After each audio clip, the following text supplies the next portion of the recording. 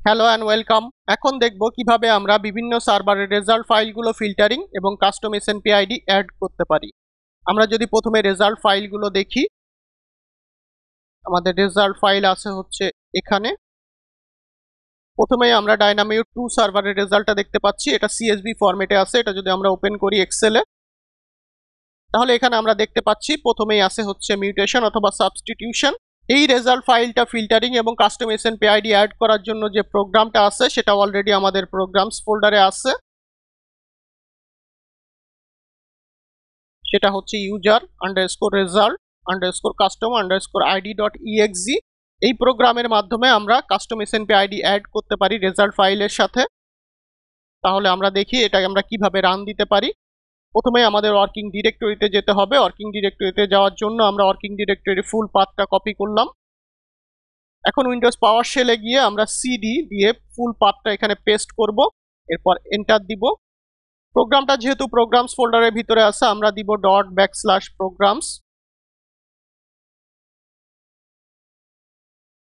./programs। এরপরে প্রোগ্রামটার নাম সেটা হচ্ছে user_result_custom_id.exe-h দিলে আমরা অপশনগুলো এবং অপশনগুলোর ডিটেইল দেখতে পাবো। আমরা অপশনগুলোর ডিটেইল F1 এবং F2 ফিল্টারিং এবং কাস্টম এসএনপি আইডি অ্যাড করার সময় দেখিয়েছি, সুতরাং এগুলো আমরা রিপিট করছি না। আমরা যদি ব্রিফলি বলি, তাহলে আমাদের প্রথমে দিতে হবে -d দিয়ে রেজাল্ট ফাইল, এবং রেজাল্ট ফাইলটা অবশ্যই টিএসভি ফরম্যাটেড হতে হবে উইথ হেডার। এরপর -p দিয়ে ম্যাপিং ফাইল দিতে হবে, ম্যাপিং ফাইলটাও টিএসভি ফরম্যাটেড হতে হবে উইথ হেডার। এরপর -i দিয়ে কলাম নাম্বার দিতে হবে রেজাল্ট ফাইলের, যেটাকে আমরা ম্যাপিং ফাইলের সাথে ম্যাচ করাতে চাই। এরপর -m দিয়ে আমাদের ম্যাপিং ফাইলের কলাম নাম্বার দিয়ে দিতে হবে, যেটাকে আমরা রেজাল্ট ফাইলের সাথে ম্যাচ করাতে চাই। এরপর -c দিয়ে কাস্টম এসএনপি আইডির কলাম নাম্বারটা দিয়ে দিতে হবে। -f দিয়ে কলাম নাম্বার, এরপর ইকুয়াল সাইন দিয়ে আমাদের ফিল্টার ভ্যালুটা দিয়ে দিতে হবে যদি আমরা ফিল্টারিং করতে চাই। এরপর -o দিয়ে আমাদের আউটপুট ফাইলের নাম দিতে হবে। এই প্রসেসড আউটপুট ফাইলগুলোকে রাখার জন্য আমরা একটা ফোল্ডার ক্রিয়েট করি, সেটার নাম হবে হচ্ছে 18_filter3_results_processed। এখন আমরা দেখে আসি আমাদের ফাইলটা। এটা সিএসভি ফরম্যাটে আছে। আমাদের যেহেতু টিএসভি ফরম্যাটেড লাগবে, মানে ট্যাব ডিলিমিটেড ফরম্যাটে, তাহলে আমাদের এখানে ফাইলে যেতে হবে। এরপর সেভ অ্যাজ, এখানে আমাদের ডেস্টিনেশন চুজ করতে হবে। এরপর এখান থেকে সেভ অ্যাজ টাইপের ক্ষেত্রে আমাদের সিলেক্ট করতে হবে হচ্ছে ট্যাব ডিলিমিটেড। এরপর আমরা সেভ দিব, এরপর ইয়েস। তাহলে এখান থেকে আমরা এখন রেজাল্ট ফাইলটা দিতে পারি, সেটা হচ্ছে -d দিয়ে আমাদেরকে রেজাল্ট ফাইল দিতে হবে। রেজাল্ট ফাইলটা আছে 17 নাম্বার ফোল্ডারে। এখান থেকে dynamute2.txt। এরপর আমাদের একটা ম্যাপিং ফাইল দিতে হবে। আমাদের ক্ষেত্রে ম্যাপিং ফাইলটা হবে F2 স্কোরিং এর যে ফাইলটা ছিল সেটা। আমরা এখান থেকে দেখতে পাচ্ছি F2 স্কোরিং এর ফাইল হচ্ছে এটা, F2_scoring.tsv। এটা হচ্ছে 15 নাম্বার ফোল্ডারে আছে। তাহলে আমাদের -p দিয়ে দিতে হবে 15 F2_scoring.tsv। এরপর -i দিয়ে আমাদেরকে রেজাল্ট ফাইলের কলাম নাম্বার দিতে হবে। আমাদের রেজাল্ট ফাইলের কলাম নাম্বার হচ্ছে 1। আমরা 1 নাম্বার কলাম, মানে এই মিউটেশন অথবা সাবস্টিটিউশনটাকে ম্যাপিং ফাইলের সাবস্টিটিউশনের সাথে ম্যাচ করাতে চাই, তাহলে কলাম নাম্বার হবে হচ্ছে 1। এরপর -m দিয়ে আমাদেরকে ম্যাপিং ফাইলের কলাম নাম্বার দিতে হবে। আমাদের ম্যাপিং ফাইলে সাবস্টিটিউশনটা কত নাম্বার কলামে আছে, আমরা যদি এটা ওপেন করি,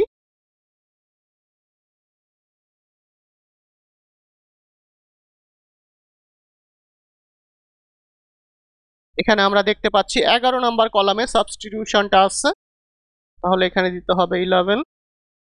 এরপর -c দিয়ে আমাদেরকে কাস্টম এসএনপি আইডির কলাম নাম্বার দিতে হবে।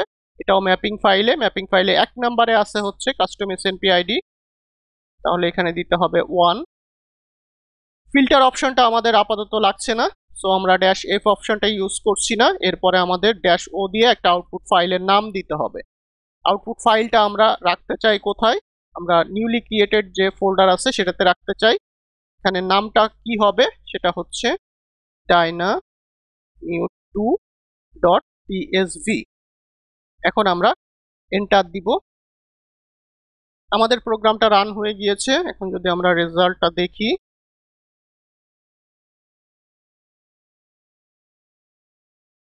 এটাকে আমরা এক্সেলে ওপেন করি।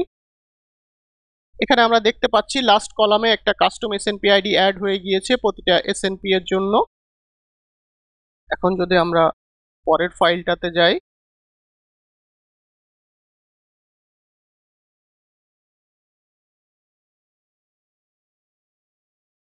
এখানে যে ফাইলটা আছে এটাতে already custom SNP ID add করা আছে, সুতরাং এখানে আমাদের কাস্টম এসএনপি আইডি অ্যাড করার দরকার নাই। তো এটাকে আমরা ক্রস দেই। এরপরে এখানে এটাকে যদি আমরা নোটপ্যাডে ওপেন করি, এখানে আমরা দেখতে পাচ্ছি প্রথমে আছে হচ্ছে মিউটেশন, এরপরে হচ্ছে ডেল্টা ডেল্টা জি এর ভ্যালু, কিন্তু এর মাঝখানে আছে হচ্ছে স্পেস। আমাদের যেহেতু টিএসবি ফরম্যাটে লাগবে, এটাকে আমাদের টিএসবি ফরম্যাটে কনভার্ট করতে হবে। তাহলে এটাকে আমরা যদি এক্সেলে ওপেন করি, এরপর আমাদের এই কলামটা সিলেক্ট করতে হবে, এরপর যেতে হবে ডেটাতে, এখান থেকে আমাদের টেক্সট টু কলামসে যেতে হবে, এখানে ডিলিমিটেড থাকবে, এরপর আমাদের নেক্সট ক্লিক করতে হবে। এখানে যেহেতু স্পেস আছে তাহলে আমাদেরকে এখানে স্পেস ক্লিক করতে হবে এবং এখানে এই অপশনটা সিলেক্টেড থাকতে হবে। এরপর আমাদের নেক্সটে ক্লিক করতে হবে, দেন ফিনিশ। এরপর এটাকে আমরা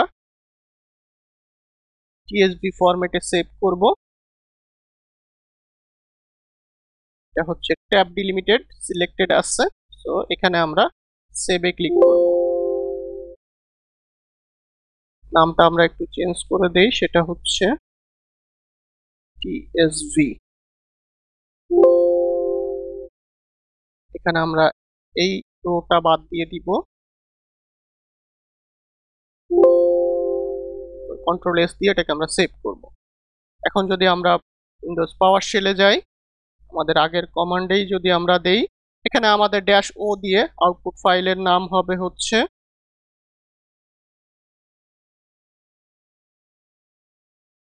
inps-md.tsv।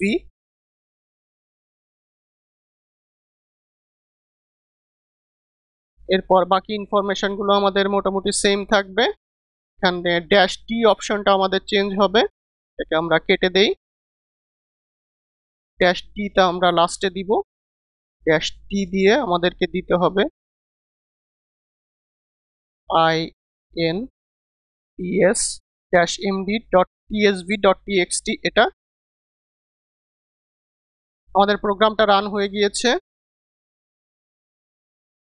এখন যদি আমরা ফাইলটা দেখি, আমাদের ফাইলটা ক্রিয়েট হয়ে গিয়েছে। এখানে আমরা দেখতে পাচ্ছি লাস্ট কলামে প্রতিটা এসএনপি এর জন্য কাস্টম এসএনপি আইডি অ্যাড হয়ে গিয়েছে। এখন যদি আমরা পরের ফাইলটা দেখি, এরপরে আছে হচ্ছে snps_go3d, মানে snps and go3d এর রেজাল্ট। এই রেজাল্ট ফাইলটা ফিল্টারিং এবং কাস্টম এসএনপি আইডি অ্যাড করার জন্য আমাদের একটা প্রোগ্রাম ইউজ করতে হবে। আমরা সেই প্রোগ্রামটা কপি করে নিয়ে আসি আমাদের প্রোগ্রামস ফোল্ডারে।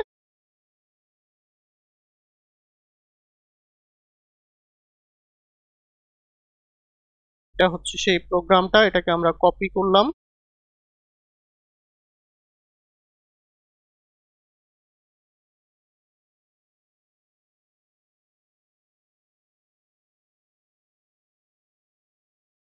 এখন আমরা এই প্রোগ্রামটা রান দিব। তাহলে আমাদের লিখতে হবে ./programs, এরপর snp_go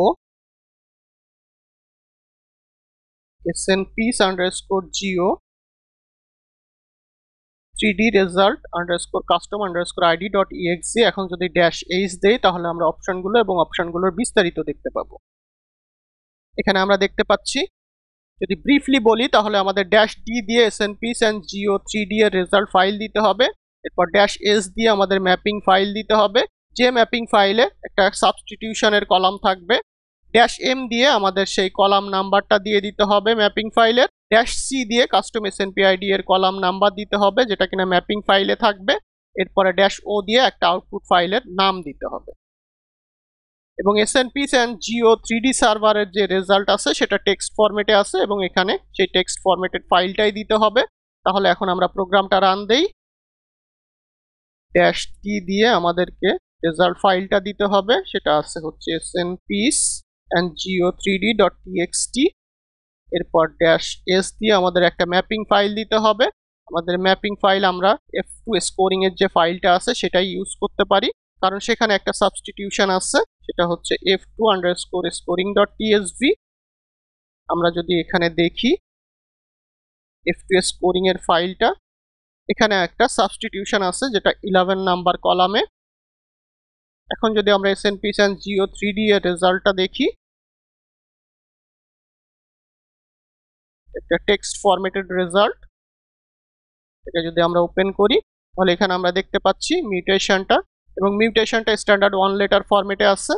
এটার সাথেই আমরা ম্যাপিং ফাইলের সাবস্টিটিউশনটা ম্যাচ করাতে চাই। তাহলে এখানে আমাদের ড্যাশ এম দিতে হবে, আমাদের সাবস্টিটিউশনটা আছে ম্যাপিং ফাইলের 11 নাম্বার কলামে। এরপর ড্যাশ সি দিয়ে কাস্টম এসএনপিআইডি এর কলাম নাম্বার, যেটা কিনা আছে হচ্ছে 1 নাম্বার কলামে। এরপর ড্যাশ ও দিয়ে আমাদের আউটপুট ফাইলের নাম দিতে হবে। আউটপুট ফাইলটা আমরা রাখতে চাই হচ্ছে 18_filter3_result_process। এটার ভিতরে snps_geo3d। এখানে কোনো ফাইল এক্সটেনশন আমাদের না দিলেও হবে। এখন আমাদের এন্টার প্রেস করতে হবে। আমাদের প্রোগ্রামটা রান হয়ে গিয়েছে। এখন যদি আমরা দেখি,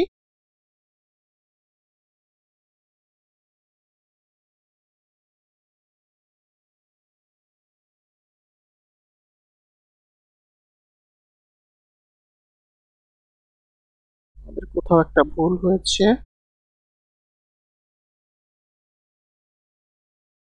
ডটটা রিমুভ করে দিতে পারি। এখানে আমরা ডট ব্যাকস্ল্যাশটা রিমুভ করে দিতে পারি। এখন আমরা দেখতে পাচ্ছি এখানে আমাদের ফাইলটা ক্রিয়েট হয়ে গিয়েছে। এখান থেকে আমরা snps and geo3d এর রেজাল্টটা দেখতে পাচ্ছি। এখানে আরো কয়েক ধরনের রেজাল্ট আছে, যেমন প্যান্থার, s3d প্রোফ এবং snps and geo, এবং এটা হচ্ছে snps and geo3d এর রেজাল্ট। এখন যদি এটা আমরা ওপেন করি তাহলে আমরা দেখতে পাবো এখানে লাস্ট কলামে একটা কাস্টম এসএনপিআইডি অ্যাড হয়ে গিয়েছে প্রতিটা এসএনপি এর জন্য। এখন এটাকে আমরা ক্রস করে দিতে পারি। এখানে যে এক্সট্রা ফাইলগুলো ক্রিয়েট হয়েছে এটাকে আমরা রিমুভ করে দিতে পারি।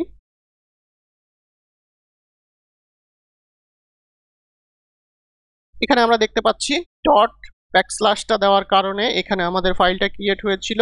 এখানে প্রোগ্রামসে একটু চেঞ্জ করতে হবে, প্রোগ্রামটা চেঞ্জ করে আমরা আপলোড দিয়ে দিব। এখন তাহলে দেখলাম কিভাবে বিভিন্ন সার্ভারের রেজাল্ট ফাইলগুলো আমরা ফিল্টারিং করতে পারি এবং কাস্টম এসএনপিআইডি অ্যাড করতে পারি। Thank you everyone.